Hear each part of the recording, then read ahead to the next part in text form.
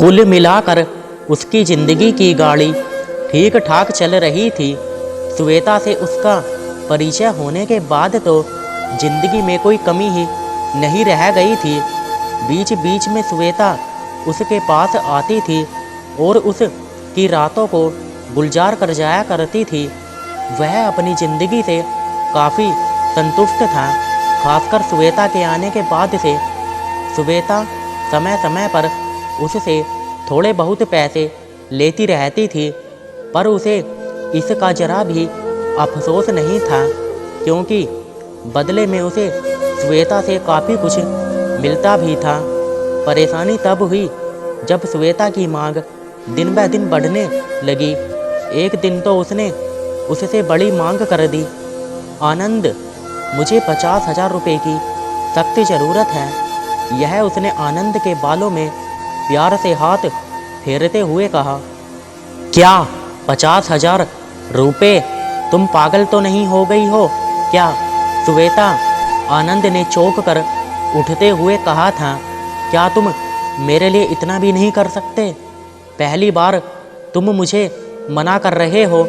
क्या इतना ही प्यार है तुम्हारे दिल में मेरे लिए, या फिर मुझसे मन भर गया है? श्वेता ने प्यार से कहा, देखो, जो रकम मेरे बस में है वह मैं तुम्हें दे सकता हूँ, पर 50,000 रुपये, इतने रुपये तो मेरी साल भर की तनख्वाह के बराबर हैं। आनंद ने उसे समझाने की कोशिश की। 7 साल की तनख्वाह के बराबर तो नहीं है ना। एकाएक श्वेता का रुख बदल गया। अगर मैं पुलिस में शिकायत कर दूं तो 7 साल के लिए हवालात में चले जाओगे। सीसीटीवी कैमरे में सबूत हैं कि तुम मुझे अपने साथ लाते रहे हो। यहाँ की हर गली नुक्कड़ में सीसीटीवी कैमरे लगे हुए हैं। मेरे कपड़ों पर तुम्हारी करतूत के सबूत भी हैं। वैसे भी आजकल मी टू के चलते बड़े बड़ों की हालत ख़राब है, फिर तुम्हारी क्या बिसात है? देखो, 50,000 रुपये तो मुझे हर हाल में चाहिए ही चाहिए। तुम कैसे इंतज़ाम करोगे यह तुम जानो। 1 हफ्ते का समय है तुम्हारे पास। कहते हुए श्वेता चली गई और आनंद हैरान सा उसे जाते हुए देखता रहा। इसके बाद से आनंद काफ़ी चिंतित रहने लगा था।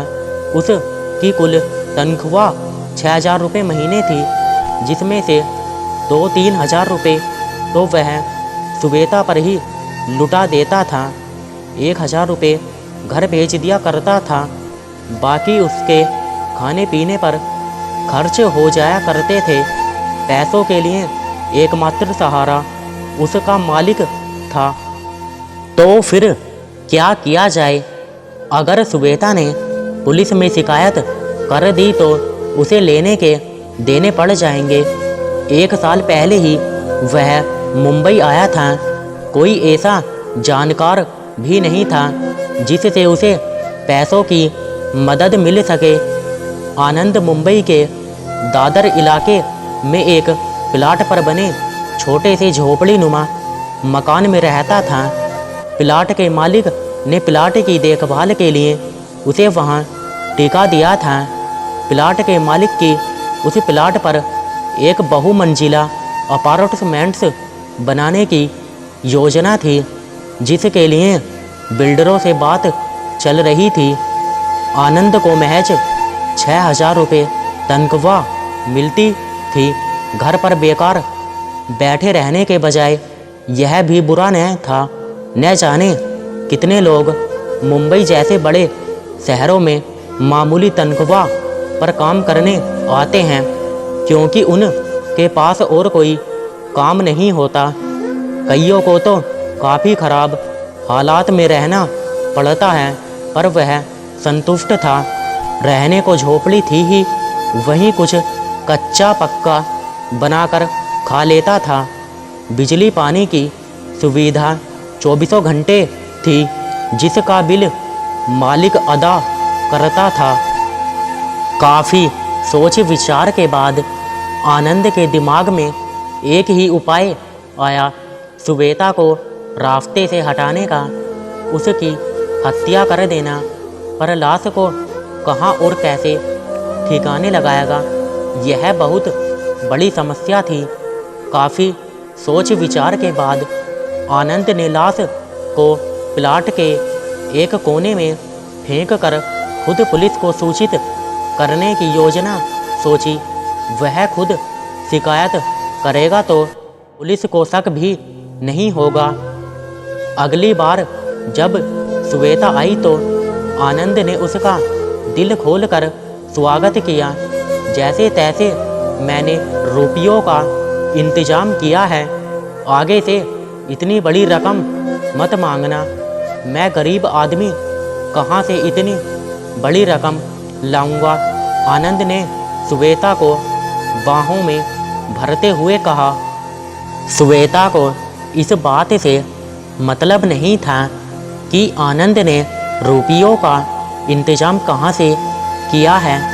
मन ही मन उसने सोचा, रुपए तो मैं तुमसे हमेशा मांगूंगी, आखिर मजबूरी में तुम्हें अपना जिस्म देती हूँ तो उसका भुगतान तो देना ही होगा। श्वेता बोली, अगर ज़रूरत नहीं होती तो तुम्हें क्यों तकलीफ़ देती। फिर वे दोनों एक दूसरे के आगोश में समा गए। आनंद सोच रहा था कि वह आखिरी बार श्वेता के जिस्म को भोग रहा है, इसके बाद तो इसे ख़त्म कर देना है। इसलिए वह जमकर उसके बदन का मज़ा ले रहा था। श्वेता सोच रही थी कि आज 50,000 रुपये लेने के बाद फिर कब उससे रकम मांगनी है। मौका पाकर आनंद ने श्वेता का गला दबा दिया, फिर चाकू से गले को रेत दिया और लाश को एक कोने में जाकर फेंक दिया। आनंद को अपने प्लान पर पूरा भरोसा था, इसलिए वह आराम से सो गया। अगले दिन सुबह उसने पुलिस कंट्रोल रूम को फ़ोन कर जानकारी दी कि एक औरत की लाश प्लाट के एक कोने में पड़ी हुई है। आनंद को यह गुमान था कि पुलिस को आसानी से चकमा दिया जा सकता है और इसके लिए उसने खुद पुलिस से शिकायत करने की तरकीब अपनाई थी। शिकायत करने वाले पर पुलिस भला क्यों शक करेगी, उसने यही सोचा था। पुलिस ने आकर सबसे पहले श्वेता को अस्पताल पहुंचाया, जहां उसे मृत लाया गया घोषित कर दिया। पुलिस ने अनजान शख्स के खिलाफ हत्या का मामला दर्ज कर लिया। आनंद बहुत खुश हुआ। उसे अपनी योजना कामयाब होती दिखाई दी, पर उसे पता नहीं था कि पुलिस शक के आधार पर उससे पूछताछ शुरू कर देगी। विरोधाभासी बयानों के चलते वह पकड़ में आ गया और फिर मामला सुलझ गया। आनंद ज़्यादा देर तक पुलिस के सामने टिक नहीं पाया और उसने अपना जुर्म कबूल कर लिया। वहीं पुलिस को उस जगह पर भी ले गया जहां उसने हत्या में इस्तेमाल किया गया चाकू छिपा कर रखा था। इसी तरह श्वेता के लालच ने उसकी ज़िंदगी ख़त्म करवा दी और जिस्मानी आकर्षण ने आनंद की ज़िंदगी बर्बाद कर दी। दोस्तों, मेरा वीडियो आपको थोड़ा भी अच्छा लगा हो तो प्लीज़ यार चैनल को सब्सक्राइब ज़रूर कर देना। हाँ दोस्तों, प्लीज़ यार सब्सक्राइब तो फ्री होता है, कर दो यार, आपका क्या जाता है। और हाँ दोस्तों, वीडियो को लाइक ज़रूर कर देना। और दोस्तों, कमेंट बॉक्स में एक प्यारा सा कमेंट ज़रूर कर देना। और हाँ दोस्तों, चैनल को सब्सक्राइब करके बेल आइकन को ऑल पर प्रेस ज़रूर कर देना दोस्तों, जिससे दोस्तों आपको यह फ़ायदा होगा जब भी हम आपके लिए ऐसी ही अच्छी स्टोरी लेकर के आएंगे, उसका नोटिफिकेशन सबसे पहले आपको मिलेगा।